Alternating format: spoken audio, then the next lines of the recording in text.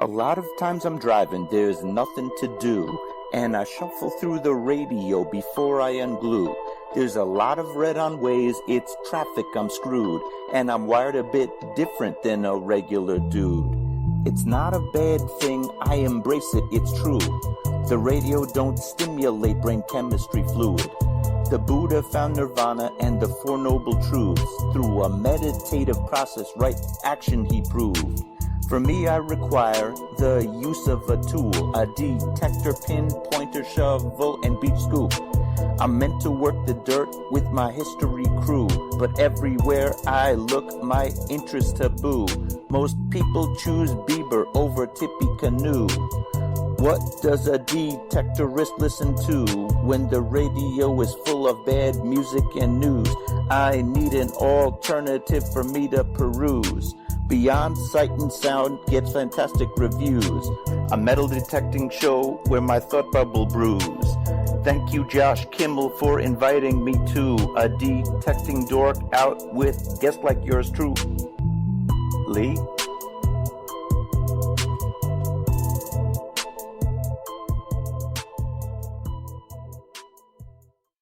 Are you looking for a high-quality beach and sand scoop?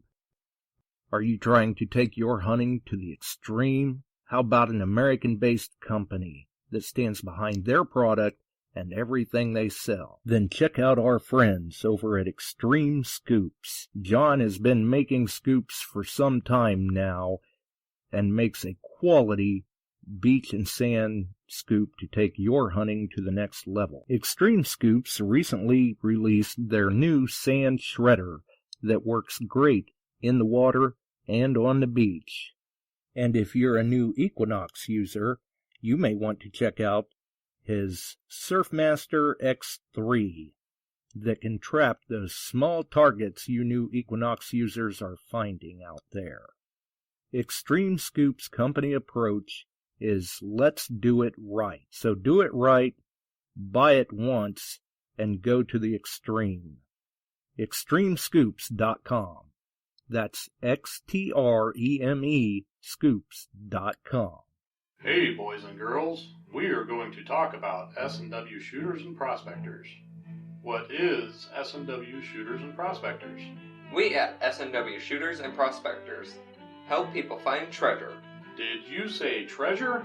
Yes, treasure. Just listen to this amazing review from our happy customer, Jackie Sparrow. Chocolate ship shape and a pleasure to deal with. I was able to buy everything that I needed at prices that were shillings less than others. I found my 9 pieces of 8 in no time. Savvy? I know you're asking yourself, why should I shop at S&W Shooter and Prospectors? Chuck Smalley has over 45 years of metal detecting experience. He works with each customer one-on-one to customize their setup to match their skill level. So if you always dreamt of being a pirate, contact Chuck at S&W Shooters and Prospectors and he'll take a great deal for you. iPads and rum not included. Caution. Please do not operate motor vehicles or power equipment while under the influence of this show. Listening to this show could cause side effects such as bouts of laughter, violent binges of cabin fever, and even dreams of silver and gold. Please be advised. Now that the fine print is out of the way, on with the show.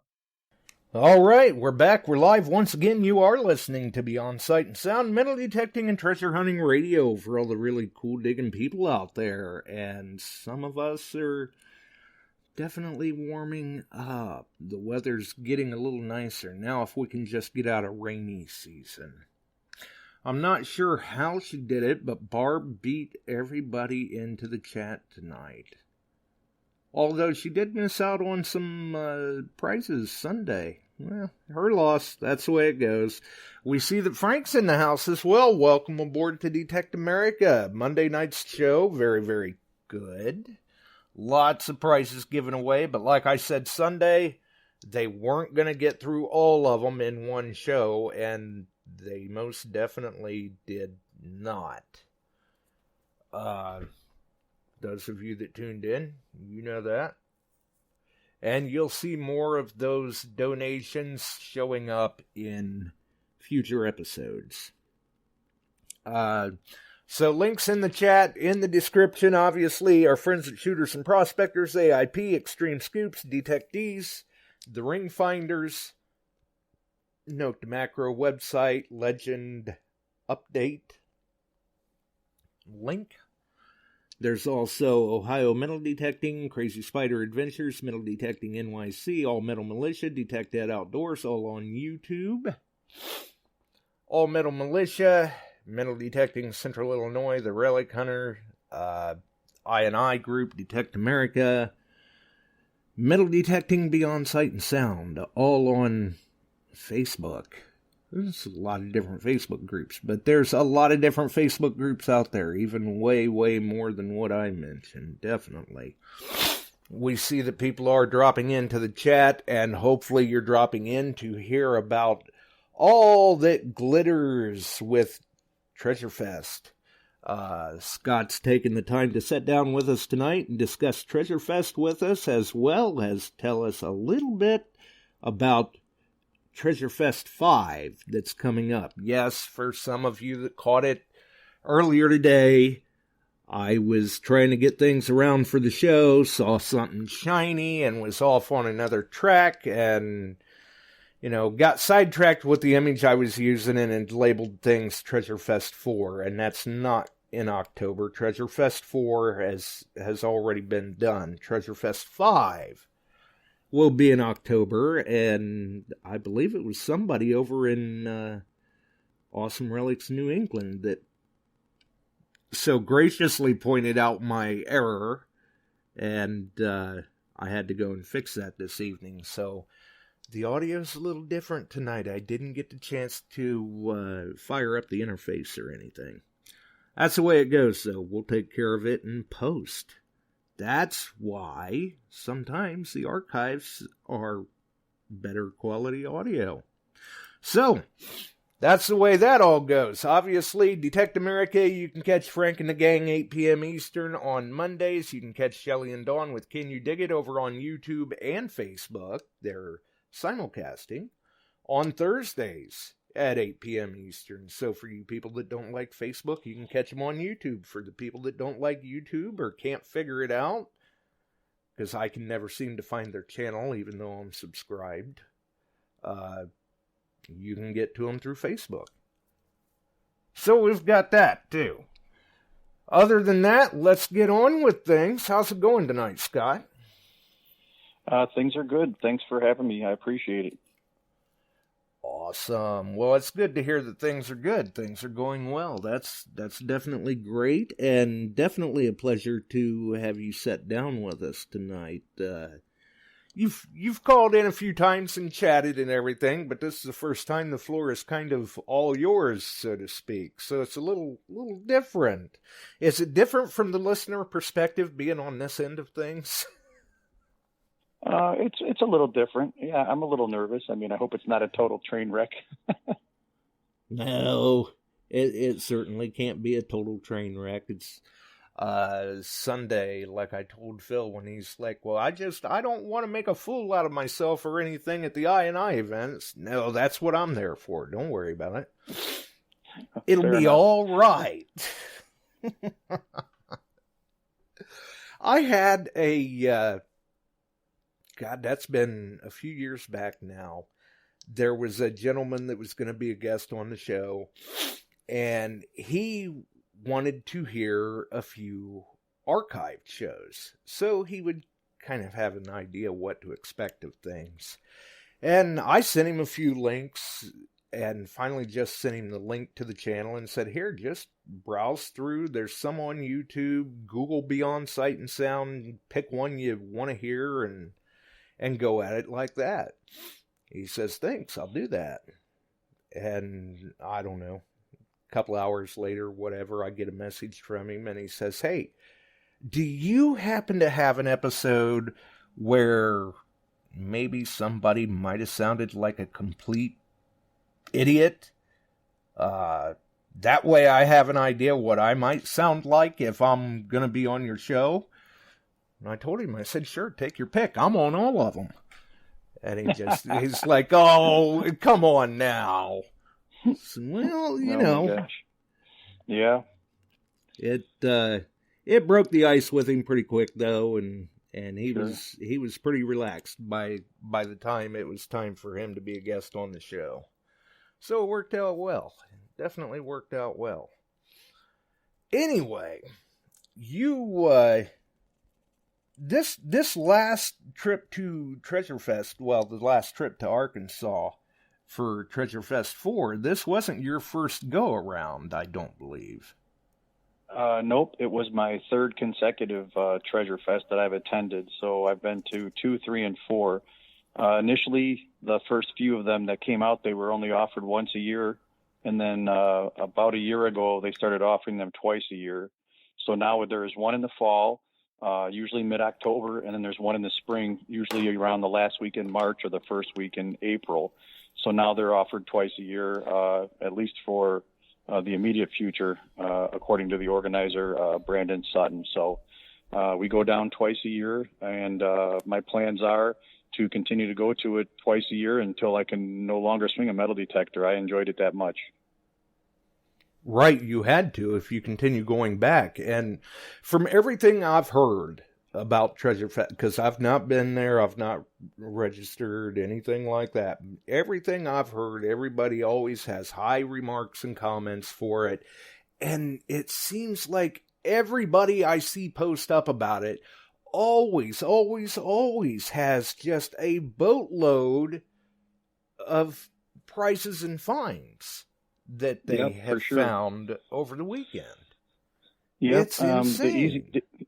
It's the easiest thing for your listeners to do if they want to get some real time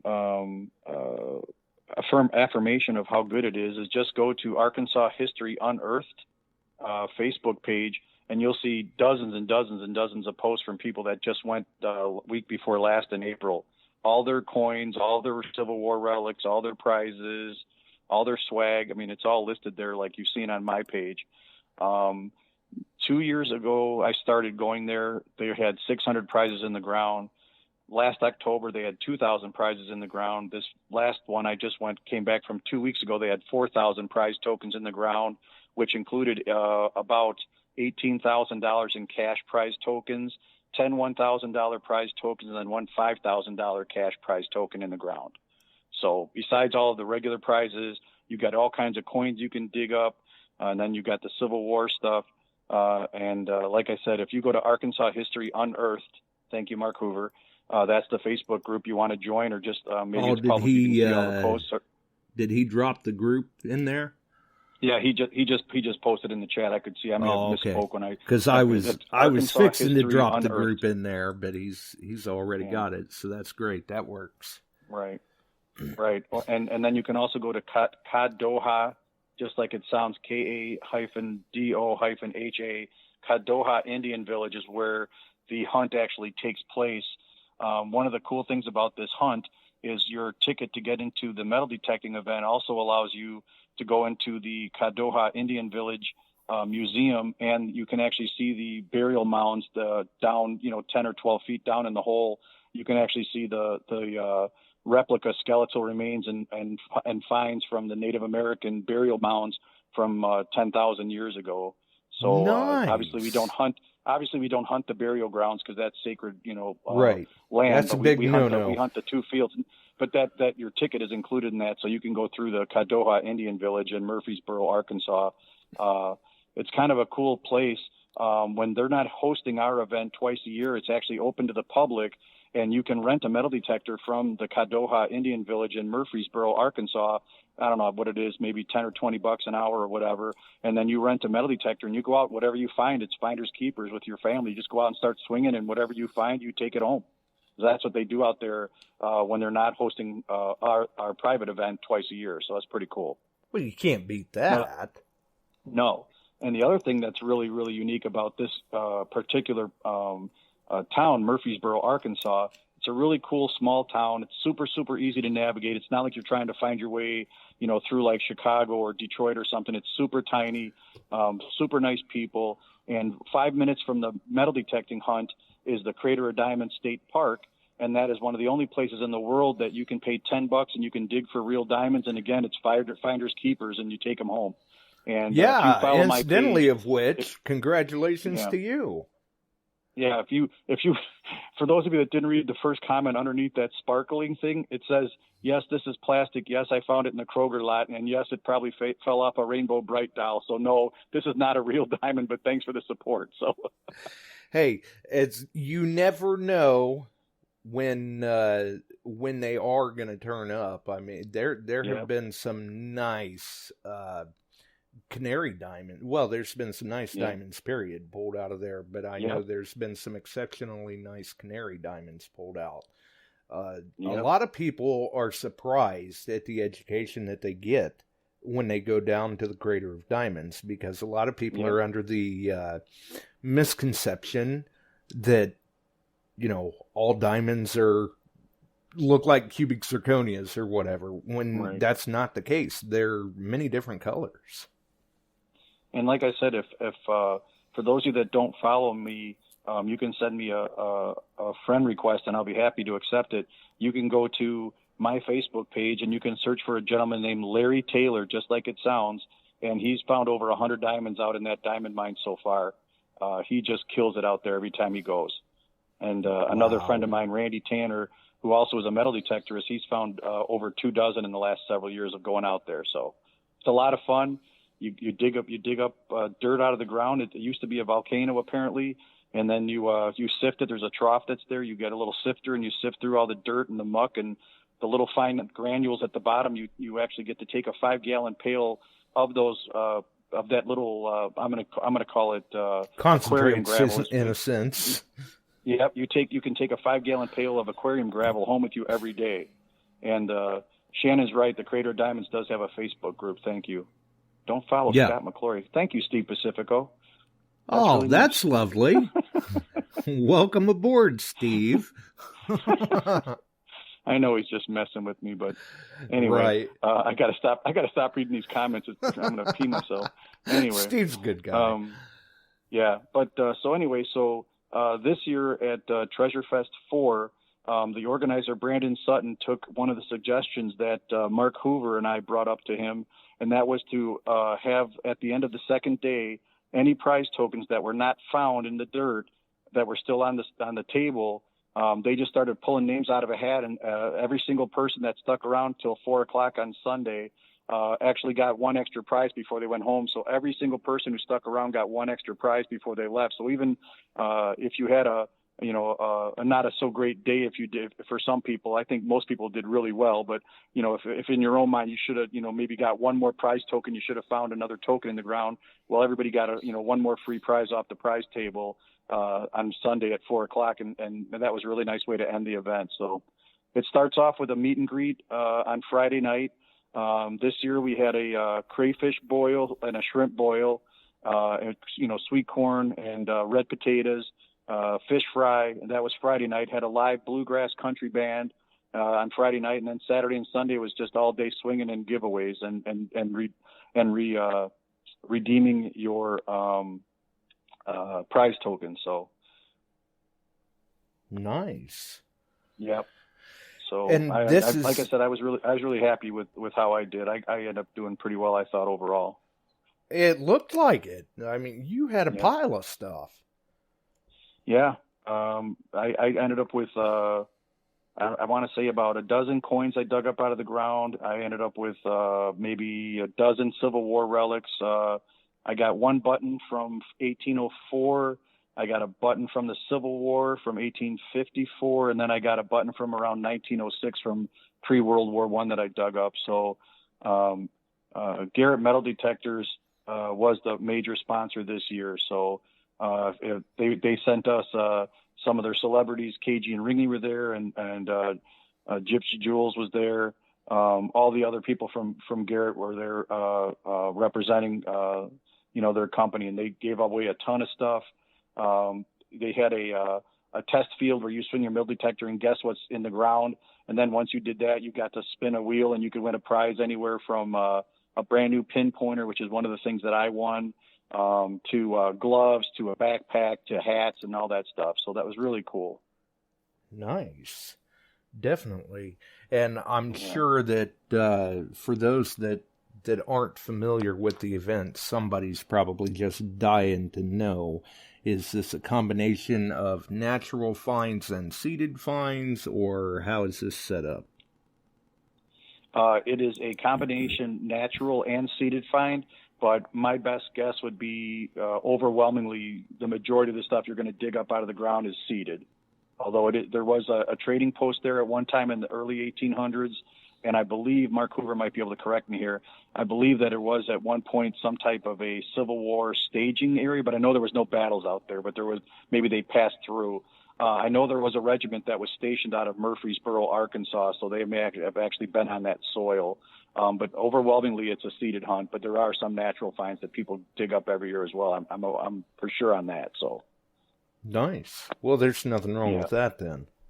No. And really, for the amount of prizes that are out there to be had, whether it's a prize in lieu of token, raffle, whatever,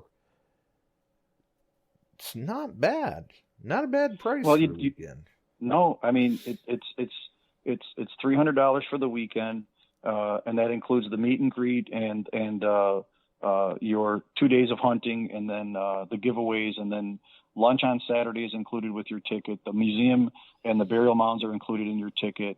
And then with the maximum amount of people that are going to be allowed to be at the event before it sells out is 300. So you do the math in your head. If there's 300 people swinging and there's over 4,000 prize tokens in the ground, plus coins in the ground, plus Civil War relics in the ground, I've got a pretty good chance of coming away with a hell of a weekend. So that's the way I look at it. So yeah, exactly. Yeah. People are finding things. I don't see how you can't. There were some people that I know there was at least one person that I think eclipsed 40 prize tokens. I think he ended up with 40 or 41. But most people ended up, I think were pretty much where I was, in the dozen range for the 2 days or thereabouts. So, and to be honest, there are people that only want to find prize tokens. They don't want to dig up Civil War relics. They don't want to dig up coins or whatever. They just want to find prize tokens. Well, that's up to you. But I'm digging up everything, being from Wisconsin. I'm not one of these people that finds a Civil War bullet and throws it over their shoulder and says, "Oh, damn, another Civil War bullet." I'm not that way, because we just don't have opportunities for that here in Wisconsin. We just don't, to find, real Civil War stuff. So. And if you're digging at all, you're sure to run across a prize token sooner or later, I'm sure. Yep. Yeah, exactly. I mean, I dug everything up. If it gave me a repeatable signal, I dug it up, because this is such a clean hunt area. There's no trash. If you dig it up and it's iron or lead or whatever, it's Civil War stuff. It's not, pop tops or, cans or anything, because the fields are too clean. There's no garbage out there to find, really. Even better. Yeah. So. Definitely every once in a while you might find, like, an old piece of horse tack or something that's, not Civil War period, but, might be out in the farmer's field that that Brandon leases. So. And if anybody has any questions, they want to send a private message to me or to Brandon Sutton. I spoke with him earlier this afternoon, and he said he'd be happy to take any questions anyone has.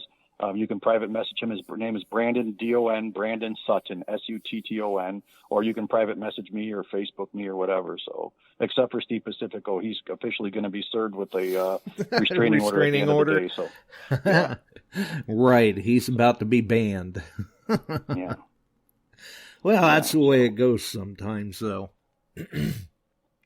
And if anybody has any questions in the chat, I'll be happy to take them if anyone has some. And with you attending this hunt, and it being that Garrett was the big sponsor of the hunt, what sort of machines were you seeing there? What's everybody using at Treasure Fest? It was really a mixed bag of everything. There were some people that were swinging, some of the entry level Garrett, Ace, 100, 200, 300, 400 type things. There was the A.T. Pro, the Apex. There was people swinging the Deus 2. There were people swinging the Legend. I mean, there's pretty much every detector under the sun. Technetics was there. I'm trying to think, pretty much any type of metal detector you can think of was out there. The one thing that is really cool about this hunt, which I failed to mention, if you have children or grandchildren you want to bring with you, any child who has not attained the age of 12 years old gets to hunt for free both days, and they get their own kids-only hunt field that only the kids under 12 can swing at. So nice. So they keep all the adults out of that area, so the kids get a fair shake too. Then, right. Well, that's. I'm not seeing a downside here. And that's interesting, too, that you mentioned that because the Deus 2 and the Legend both, there are machines that haven't necessarily been out all that long. So it's interesting to see that there's already people showing up at events with those. Yep. Yeah, like I said, if you can name a metal detector, like the Knox, the Mine Lab, the Simplex, I mean, they were all there, So I was fortunate enough to break in my new Garrett A.T. Pro that I just upgraded to before I showed up. I bought that gently used when I was at Florida Hunt 8 from a buddy of mine who was down there in Gainesville, and I got to break it in at Treasure Fest, and I was really happy with it. So it was a nice upgrade for me because I had the 400 prior to that. So. Oh, so you're liking that then? Oh, for sure. I love that AT Pro compared to the 400. So. Nice. Definitely. Frank Loper Golo, stop typing. I'm not reading your post. You're not very funny. Anyway, what else can I tell you about Treasure Fest? It's a great little town. There's it's got a couple. It's one of those places where it's really easy to find and you can't get lost. And there's 3 or 4 little hotel type places to stay at. If you want to be, a little more, if you want to spend a little more money, you can stay about an hour away in Little Rock and drive if you want to, stay someplace more quote unquote upscale, I guess. But it's got that, I hate to say Mayberry kind of feel to it, but it really does. It's got a couple of diners. It's got one Mexican restaurant. It's got an ice cream shop. It's got a pizza place and a gas station and a little grocery store and a couple little antique shops. And that's about the whole town. So there is plenty of, options to get food off-site if you would like. Yep. Yeah, for sure. Yeah.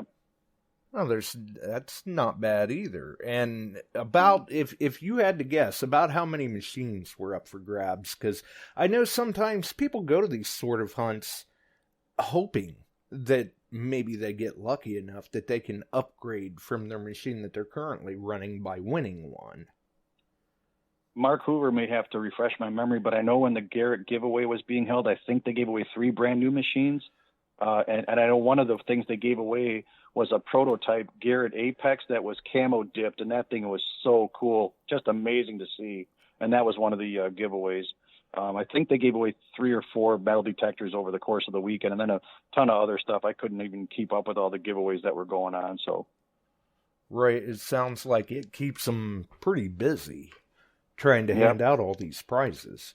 Yep, and they're all super nice. They'll take pictures with you, no charge. They'll sign autographs for you, no charge. You can James is right. James Opfar. You can find a cash prize token. He won $1,000, I believe. One of Mark Hoover's friends that came to the hunt. He was one of the people that won the $1,000 prize token this year. So. Well, there you go. Congratulations to him. That's always nice to see coming out of the ground. Yeah, not this hunt, but the previous hunt in October, I recruited a group of 8 or 10 new swingers down. That's not the right word. 2 new metal detectorists down there. Boy, I'm going to hear about that. Anyway, I recruited about 8 people to come down who had never been before from Wisconsin, based upon my first venture down there. And 3 of those 8 people each won $1,000 cash out of my group last October. So I was really happy for them. So there were no complaints from them on the drive back. No, they bought dinner that night. They bought dinner on Sunday night. So, well, that's nice of them. Somebody ought to. Yeah. Especially KG and like Ringy. that. KG and Ringy actually won some really good prizes. KG won a Civil War musket, and Ringy won a nice diamond ring as one of the prize tokens that he recovered. So. Really? Yep. Yeah, there's everything you can think of. Like I said, the easiest, simplest way to answer any questions is just go to Arkansas History Unearthed and look at all the posts from everybody that follows that page, because once you start going to this hunt, then you start following that page and you see everyone's stuff. And there are people that did 2 to 3 times as good as I did easily. If you look at the other posts, I mean, they've got, an entire bed sheet full of stuff that they spread out all their finds. So I think I did pretty good, but there were people that did way, way better than me. So, and there were a lot of posts in that group from the past hunt.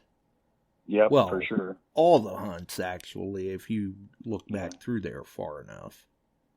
Before it escapes me, I just saw that Gary Penta just got into the chat. Gary is the one that did the design for the logo of this hunt that you see with the Native American on it and the logo and everything. Gary designed that, and that thing is amazing. He did an awesome job. So I just want to publicly acknowledge that. That thing was just beautiful, and everyone just keeps raving about that on the post that I when I get comments on my stuff. So thank you to Gary Penta for that, and all the donations that he gave at this hunt. They were some amazing stuff. He's an amazing artist, and I'm happy to call him a good friend of mine now. I met him a couple hunts ago. So yeah, absolutely. And I think he also did some stickers and pendants too. Yep, just stickers, pendants. He did a clock with the face of the logo as the the backdrop to the clock. I mean, he does miniatures. He's done miniature Jeeps for Florida Hunt Aid. He's just done amazing stuff, and he's just an amazing guy, and he's just a giver. And I wish I had 1/1000th of the artistic ability the guy has, because I can't even draw a stick figure. So sounds like me anymore, but. Yeah. He did, and I'm sure that just like the Jeep at Florida Hunt 8, everybody at Treasure Fest was hoping to be lucky enough to win that camo dipped Apex. Yep. That was a Garrett exclusive giveaway, and it's literally one of a kind. And funny story about that, the guy that won the Garrett Apex, he wore a shirt that said, "This is my lucky T-shirt. It's green and has a big shamrock on it."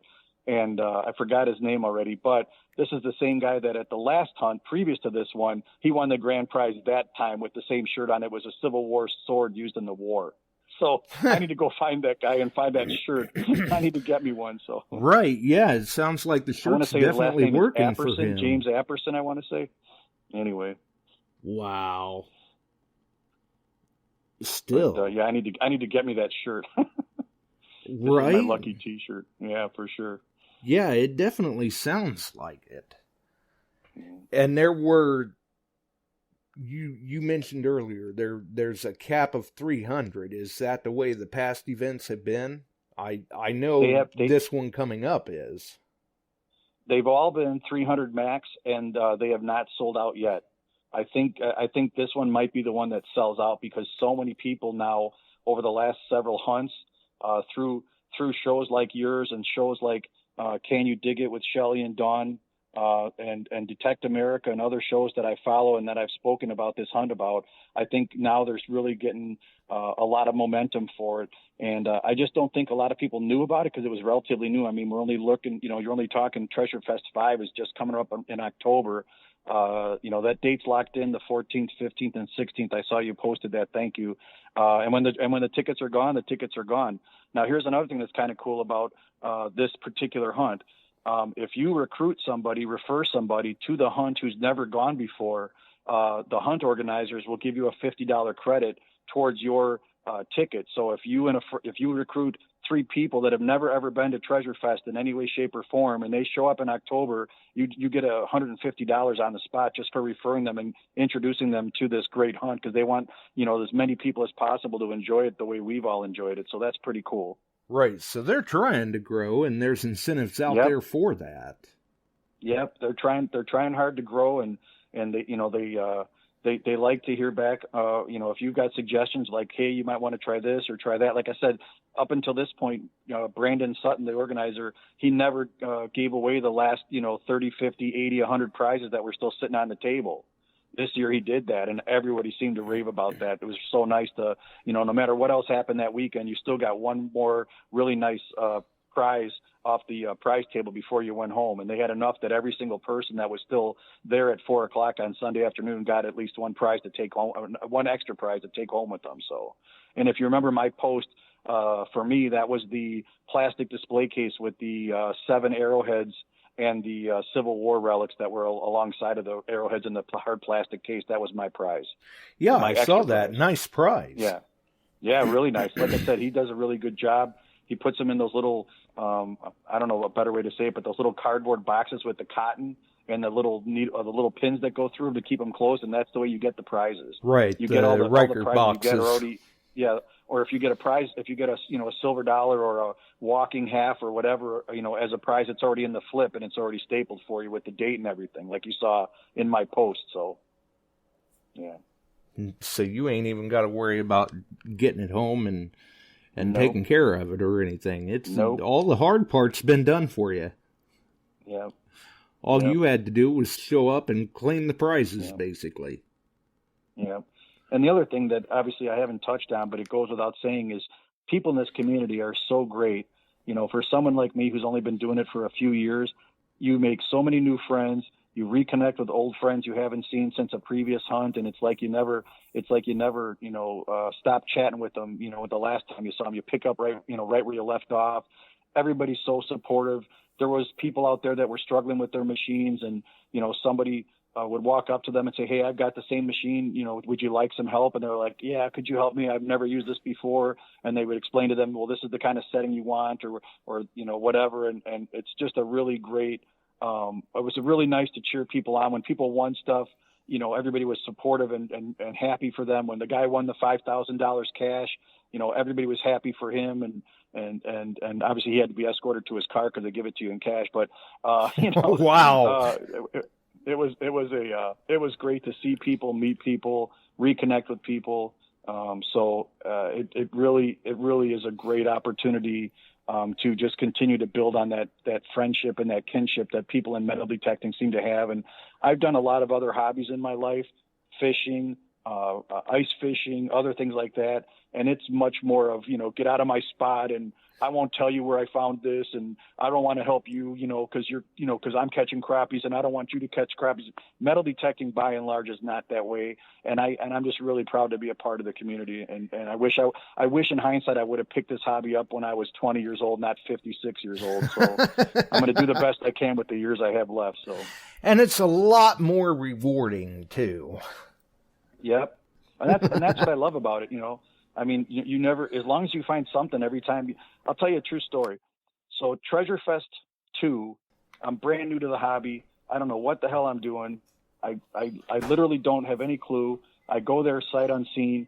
The cannon goes off. The hunt begins. I stepped 1 foot into the field. My detector goes off. I pop out an 1884 Indian head penny. I literally started to cry. I was so excited and so happy. I'm like, just I don't care like that. I said, I don't care whatever happens the rest of this weekend. I don't care if I don't find a coin. I don't care if I don't find a token. This weekend was worth it to me because I was brand new to the hobby, and I had only swung it a couple of times in my backyard before I went to the hunt, and then I was hooked. So. Wow. And we've got Mark Hoover on with us. How's it going, Mark? Mark. Oh boy. Here we go with this again. Here. Right. Yep. Here we go with this you want me again. To hang up so you can talk to Mark? No. Okay. If he calls back, he should be able to get through. I don't know what that thing has been with the recent Skype update, but apparently he's not hearing us. Somebody if it means anything to you, I can't hear him either. So, right. Well, neither can anybody in the chat. And apparently somebody must have put in the chat to tell him to try to call back in. I guess we'll let him try to call back in, and if that doesn't work, then I'll give him a few minutes and drag him in. One way or the other, we'll get him in, because obviously if he's calling in, he's got something to add to it or something to say to you. Okay. I would imagine, anyway. Let's see what happens this time, if we've got him. Do we have you now, Mark? You do, and I can hear you now. I couldn't hear you the first time, so... Right.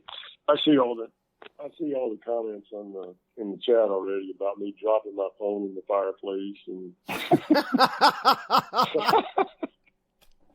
stuff like that. So they're already giving me a hard time. But anyway, hey Josh, hey Scott, great to hear you.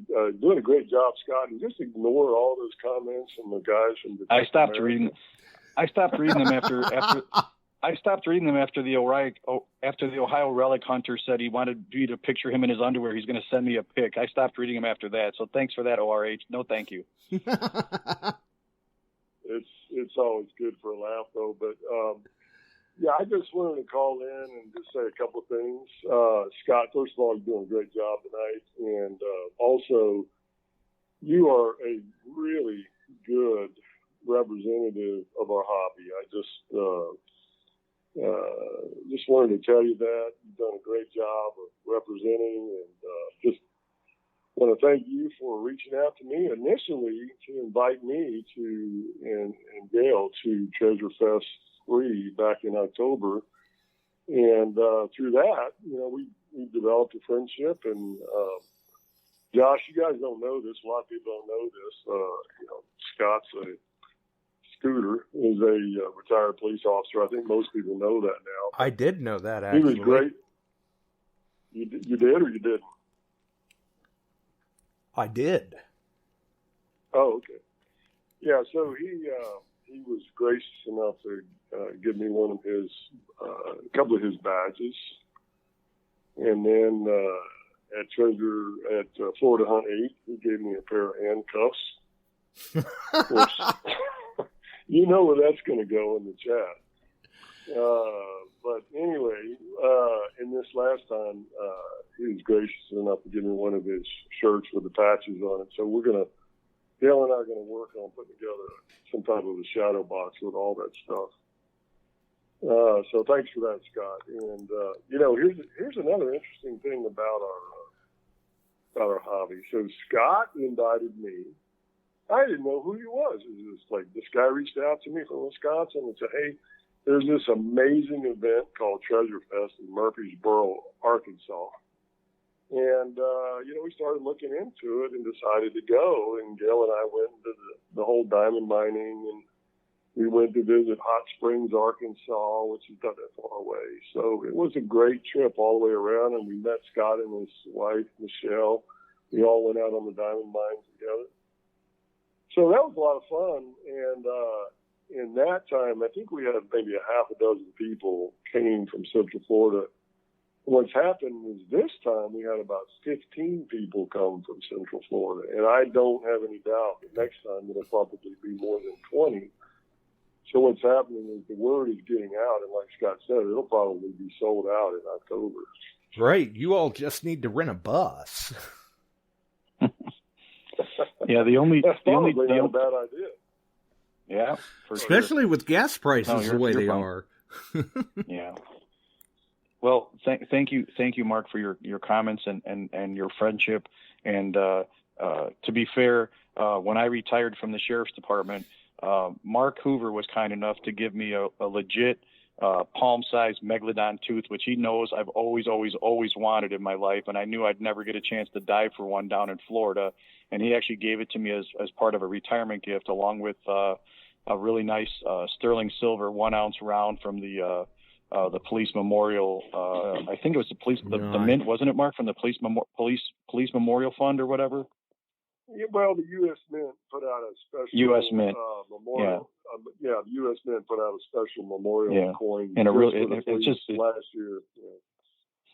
So, but the only thing that's tough for me about the hunt is the drive. Being from Wisconsin, the drive for me is about 16 hours total each way. And I learned a valuable lesson at the very first Treasure Fest that I do not want to ever drive it nonstop ever again. So we go halfway and stop in Missouri. And then when we get up in the morning, the other 6 hours, from the Missouri state line down to Murfreesboro is about another 5.5 from there. Mm-hmm. So that's what we do now. And I don't recommend anyone should drive it nonstop, but I know some people do. I couldn't do it. Yeah. But I mean, I drove to Florida I drove to Gainesville for Florida Hunt 8, I wasn't going to miss a chance to hang there and make and do what I could to support the veterans at Camp Outdoor Freedom Soldier. I always say it wrong. What's it called, Mark? Camp Freedom Outdoors. It's called Camp Freedom Soldiers Outdoors. Yeah, and that was an awesome time, and we raised almost $40,000 in 2 days for that program. So that was worth going all the way to Gainesville, Florida. Plus, it was 6 degrees when I left Wisconsin, and it was 86 degrees in Gainesville when we arrived. So that was worth it. So, well, I don't see a downside there. Yeah. So not when you can get weather like that. I think you need to tell Josh and everybody about that really cool find you made underneath that tree root that was a natural find. So I was working my way back towards the command post headquarters area, and I got underneath a big oak tree, and I got a really strong signal, and I went ahead and started digging at it, and everyone else was like, we're going to lunch. I said, go ahead. I just want to see what this is. And so I kept digging, and I had to go underneath and cut through a bunch of roots, and it was down, 9 or 10 inches, and it turned out to be a British shilling from 1953. So that was really cool. And good I was job. Told that was not part of the hunt. No, that's not seeded underneath the tree root. Right. It took me a good 20, 30 minutes to get it out, but it was worth it. So, wow, that is an impressive find. Yeah, good. And job. everybody that I was just going to say, everybody that's there has a similar story of something that they found, and something really cool to them. It meant something to them, whatever. So that was all I was going to say. Right, where they're kind of going, I can't believe I found this. Right. I made a couple of natural finds. I mean, I was fortunate to find a reasonable amount of tokens this time. I struggled last time, but I did all right this time. And they had a new field that had 40 acres on it that we all went into. And on the back side of that, apparently there had been some activity back there. And I found a small buckle, and then I actually found a really old spoon. Part of it was chipped away on the spoon, but it was clearly a very old one that gave evidence of a home site back there somewhere. But I saw a couple of other people find some finds around that area as well. But each time they are looking for new areas, and I suspect by October they'll have some more land that'll be opened up that one of the farmers will probably lease to them for that hunt, and so they'll actually open up some more area for natural hunts as well. So this isn't necessarily, excessively overworking the same land year after year. They're adding to it or opening up new areas at different events. Right. Well, yeah. Yeah, go ahead, Scott. No, you go ahead, Mark. Well, I was going to say the area right there by the Kadoha Village, they use that land every time. Well, that would make sense, yeah. Right. But they opened up the 40 acres this time, and they were hoping to get more than that. They weren't able to work it out. They did get the new 40 acres, which was plenty. And they are constantly talking to the other landowners around here. Now, there's an interesting development that's coming up here. So Garrett, as Scott mentioned, Garrett was the major sponsor, and they did really well. I mean, they're just great. It's always like being around family when you're with the Garrett folks. And Steve Moore was there. And what's interesting is Rusty Curry and I talked about this event. And of course, I don't know if people know, Rusty is well known at Garrett, and he is the hunt master for the Garrett Memorial hunt every year in April, and now it's going to be every other year. Next year they're going to have it in April. And he does a phenomenal job of putting on the Garrett hunt. And it's just, they gave away like 55 detectors.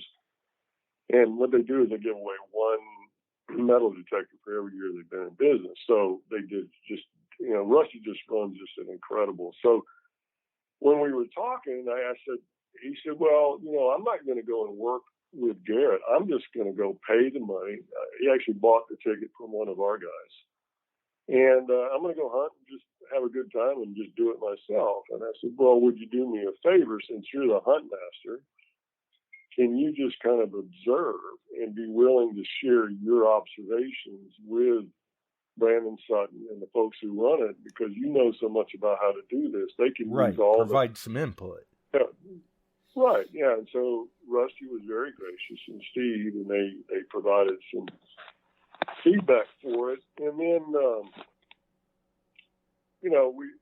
everybody came to the realization that next April there could be a potential problem with both events occurring at the same time. So they're now talking about collaborating. In other words, could they do it together? Could they potentially have the Garrett Memorial Hunt on the same weekend at that location? Or could they have another location and just work together? I can pretty well assure you that they will not hold the same or hold their hunts on the same time frame. It just wouldn't work out. So, they're either going to have to collaborate or one of them's going to have to give up, the April hunt. So I think you're going to see a real strong collaboration. Yeah. Now the other thing too is what's interesting is I think the other manufacturers have heard about Treasure Fest now. In fact, I know they have. We went around at Florida Hunt 8 and talked to all of them. I was walking around with Brandon, just kind of introducing them to some of the manufacturers. So I think you'll see some of the other manufacturers wanting to get in on Treasure Fest and be some type of a sponsorship coming up in October. So with that going on and with the word that's getting out, just like Scott said, I think they won't have any trouble. Right. This has been an event that started off well, and it's just seemed to have gotten bigger and better every time it comes up again. Yeah, for sure. I mean, the first hunt I went to, like I said earlier, there were 600 prize tokens in the ground. Then it went up to 2,000, and now it's up to 4,000. And Brandon confirmed for me this afternoon that they're going to have 4,000 prize tokens in the ground for October as well. So that's a lot of prizes. That's a lot of prize tokens in the ground. So yeah, somebody's going to be very busy seeding tokens. Yeah. Now, somebody mentioned in the chat that's a lot of people, if they combine the hunts. But when I was talking to Steve Moore and the owners of the land, they both agreed they have to cap it, and the cap is going to be somewhere between. So if they did both events at Kadoha Village, it's going to be capped somewhere between 300 and 400 people. No more than 400. Probably somewhere between the two. Wow. But, they will cap it because it can only be so big. And I think, when we went to the Garrett hunt last April, about 400 was there. That's what they capped it at. That's a really good group of people, and that's very manageable. But as long as you have enough prizes, I think they can do very well. Like I said, Garrett just puts on an amazing hunt. Right, yeah, we've heard nothing but good things about the Garrett Memorial Hunt, too. Can't beat that. So it sounds like there's going to be a lot of new developments going on. People are going to be hearing a lot more about Treasure Fest. Well, they're hearing it tonight for the first time. Right, yeah, exactly. Yeah. Nothing wrong with that at all. Now, just to give people an idea, I mean, this is a lot of land that they have out there.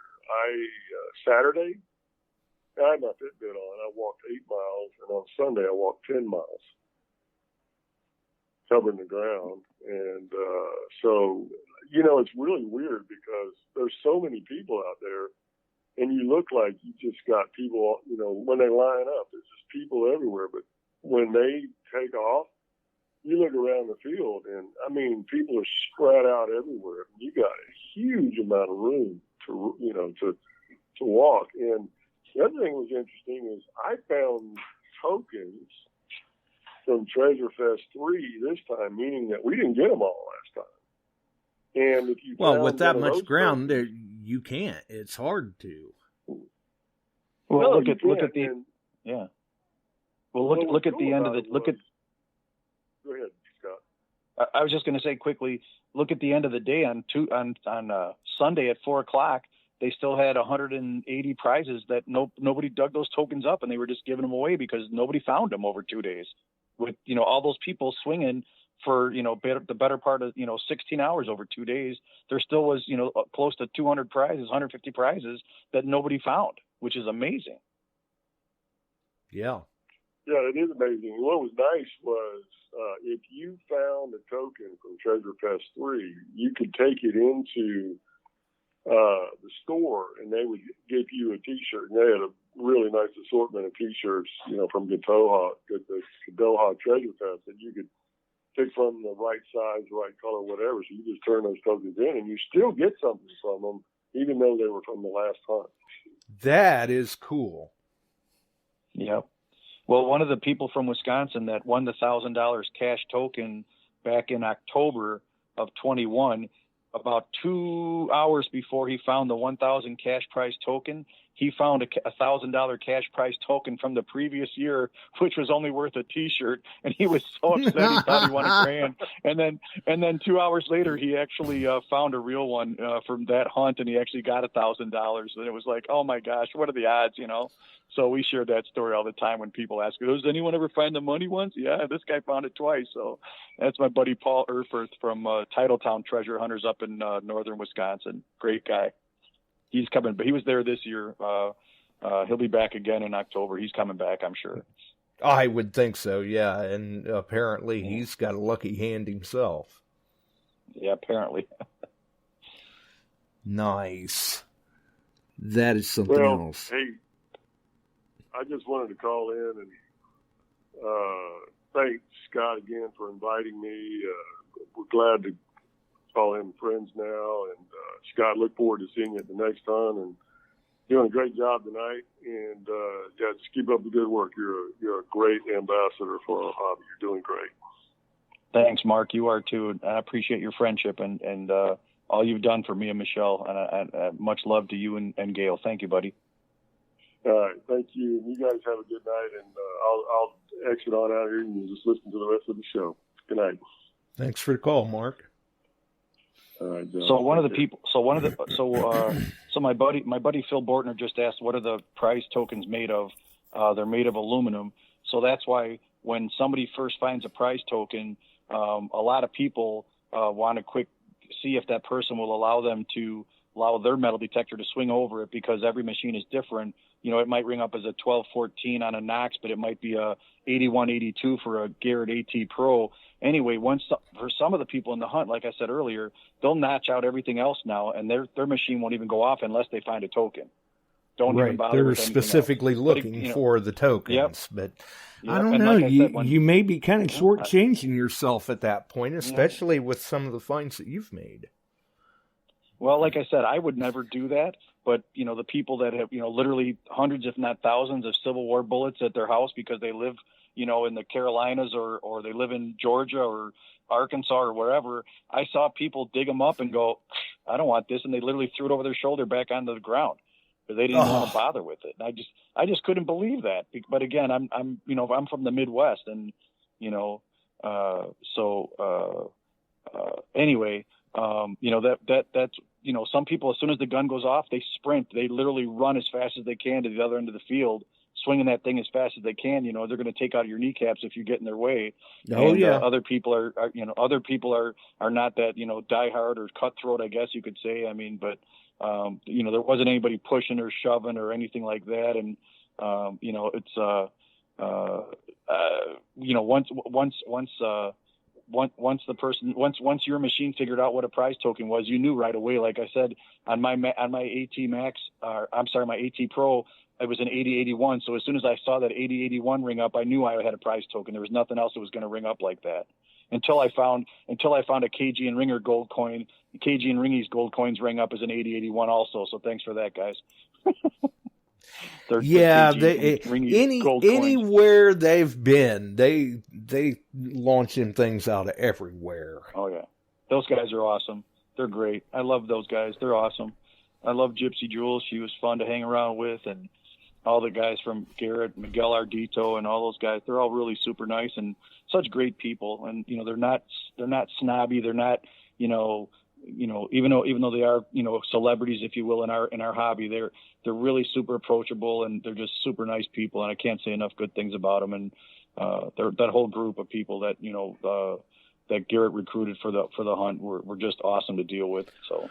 Well, and like you said too, I mean, for some people wondering, these events like this is a great way to get to meet some of these people, and not only those people, but just your common people that maybe you just messaged with on Facebook or whatever, seen them in a chat. You're able to put a face to the name.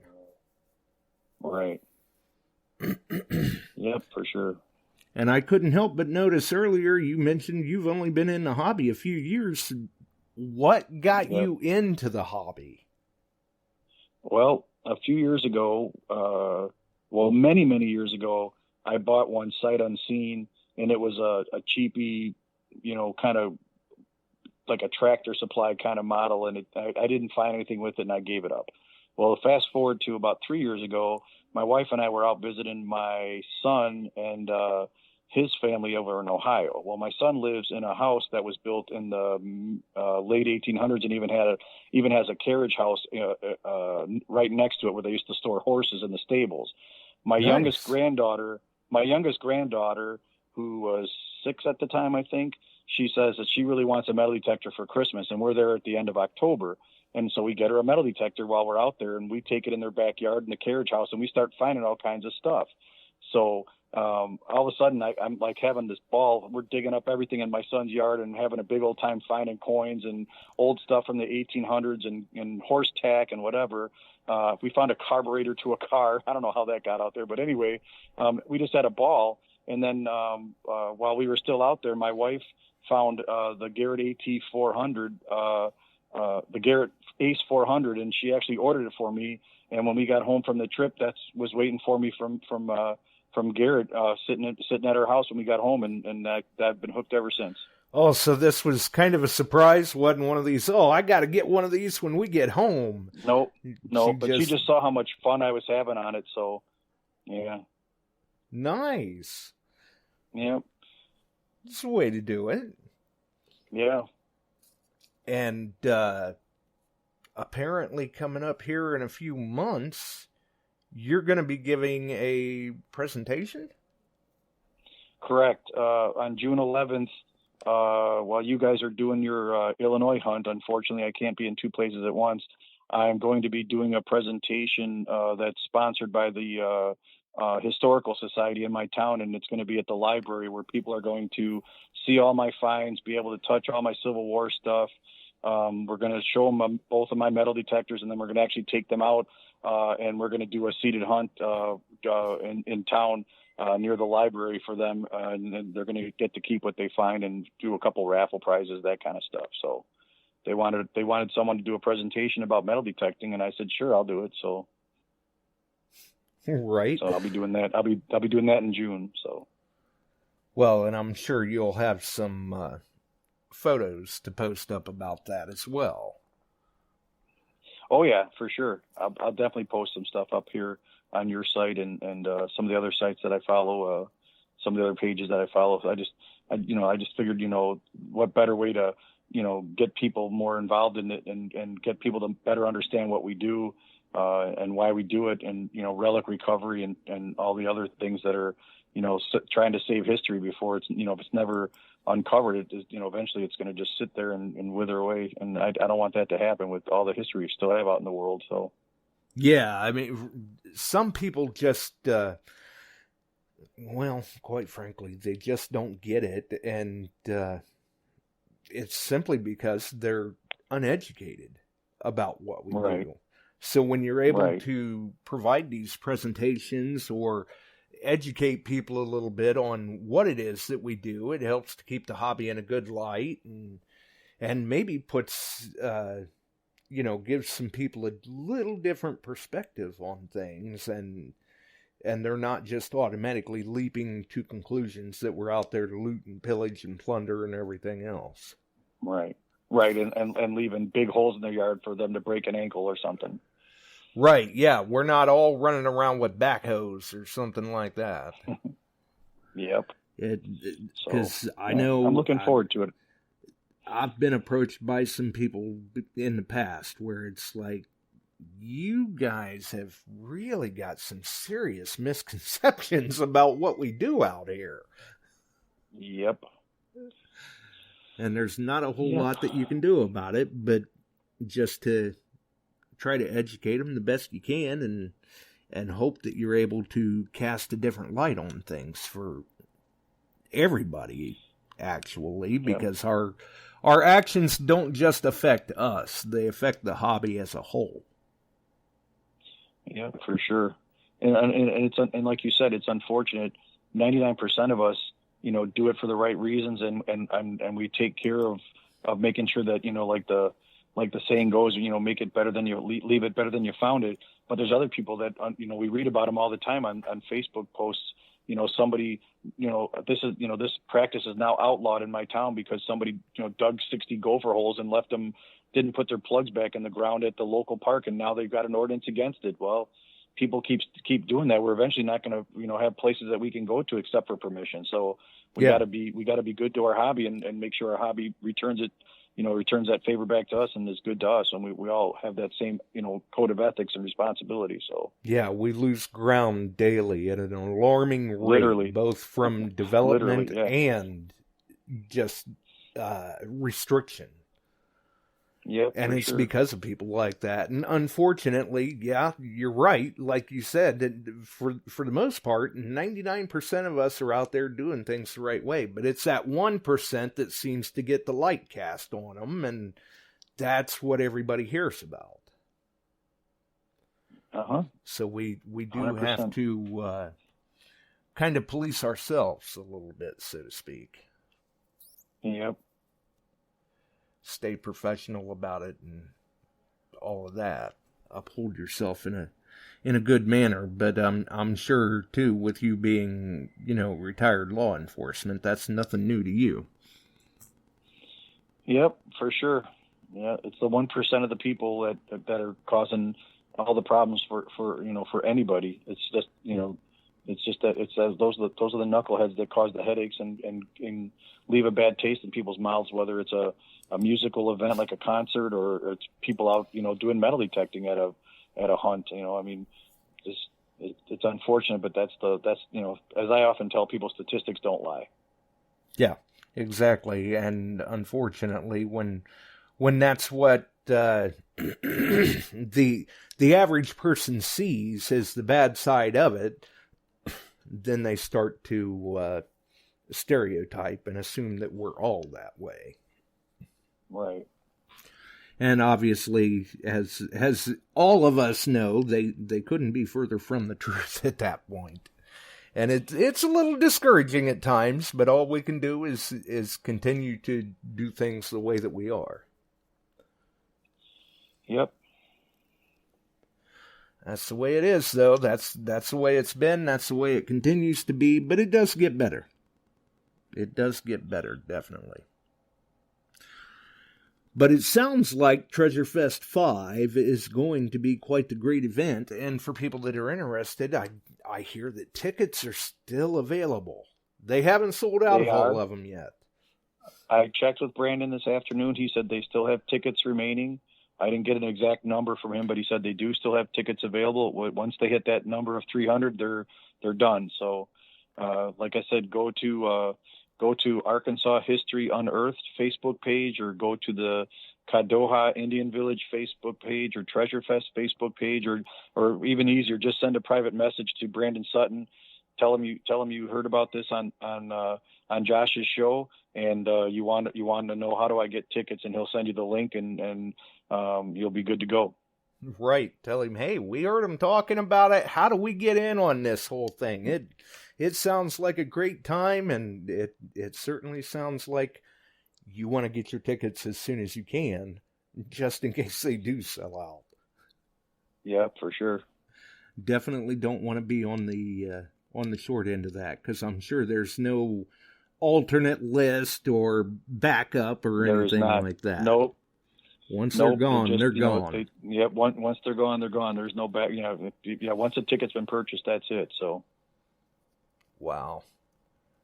Well, it sounds like it's definitely a good time. I know I'm a member of the group over there. I've seen some of the posts myself, and like I said, it seems to get bigger and better with each following event. I'm going to have to start keeping a closer eye on the group myself and seeing more of what these people are finding. Yeah, like I said, if you got about a half hour, 45 minutes to spare, just go to that Arkansas History Unearthed from about 2 weeks ago, because people were posting the same day. Like, some of the people were posting with, in real time. Like, at lunch, here's a guy with a picture of his hand full of coins and relics and tokens. And, I posted mine when I got home, obviously, but some people were posting like literally every hour. So you can see tons and tons and tons of posts. And like I said, some people did 2 to 3 times better than I did, and I thought I did pretty darn good, so I was pretty happy. But like I said, it speaks for itself, and like I said, I said it earlier, I'll say it again in closing here, Josh. Statistics don't lie. Even if there's 300 people there and there's 4,000 prize tokens to be found in 200 or 300 acres of cornfield. Basically, it's not a cornfield, but it's a leased farm property. It's flat, no hills or nothing to climb over or anything like that. You got a great chance of finding something really good. At the very least, you're going to walk out with a couple of prizes. James wants to know how many tokens did I end up with. I ended up with 12 tokens, but somebody ended up with 40, so I didn't do as good as he did. But I also didn't win $1,000 like you did, James, so congratulations. So. And some of you might even walk out with a T-shirt you didn't plan on. Yep, for sure.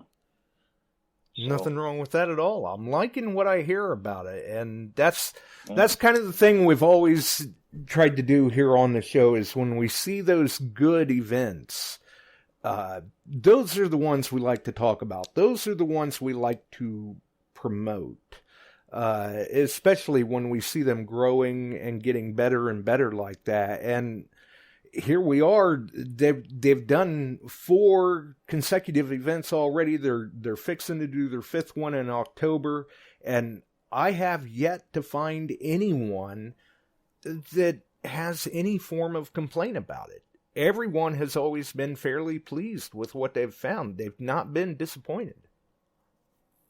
Yeah, for sure. Like I said, I haven't heard a lot of people say anything other than, I found too many Civil War bullets, or, I found too many Civil War buttons. I wanted more coins. I wanted more tokens, whatever. That'd be the only complaint that I can recall off the top of my head. So, how many folks fly in for the hunt? I don't think a lot of people fly in. Not many, ORH. If you got 40 tokens, Doug, that's a lot of stuff to ship home.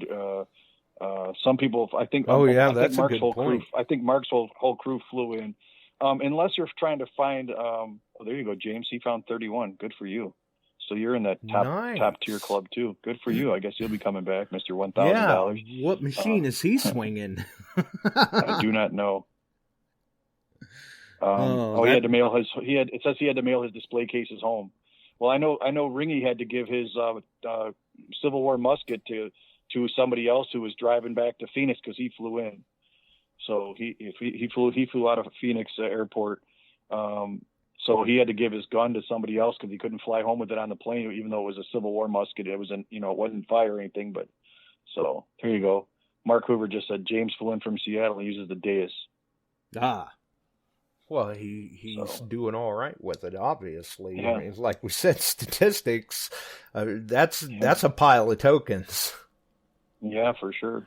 He's cleaning house. Good for him. Oh, and then the other thing I forgot to mention is there's a ton of arrowheads out there too that you can find. Some of them are buried, some of them are on top of the surface, and some of them are in the kids' hunt, so the kids can find arrowheads. And sometimes you're digging a metal target, and there's an arrowhead right next to it that you just happen to dig out of the same plug. So, yeah, there's just a lot of stuff to do out there, and a lot of stuff to, like I said, especially if you're thinking about bringing your family. If you got a couple of kids or grandkids, if they're 11 or under, they don't have to pay to metal detect for the whole weekend. And they get to swing in their own kids only area. So, and obviously the way it sounds, and I'm sure you would agree that if they're going to make the trip, they got to check out the museum and the burial mounds, and if they've got time, check out the Crater of Diamonds. Yep. For sure. We always make a week of it. We come out a few days before the hunt. We go out and do our diamond hunting, maybe do some antiquing or go to some of the local shops, try to keep our money local there for that community. And then we do the treasure hunt for 3 days with the meet and greet on Friday, which will be happening again in October. And then we spend another day or two afterwards, and then we pack up and head towards Missouri and spend the night there halfway home, and then we get home like middle of the week next week. So, yeah, I wish I could remember the gentleman's name. Somebody had commented on the post somewhere today that they had went down. I guess it was around the time of Treasure Fest 4.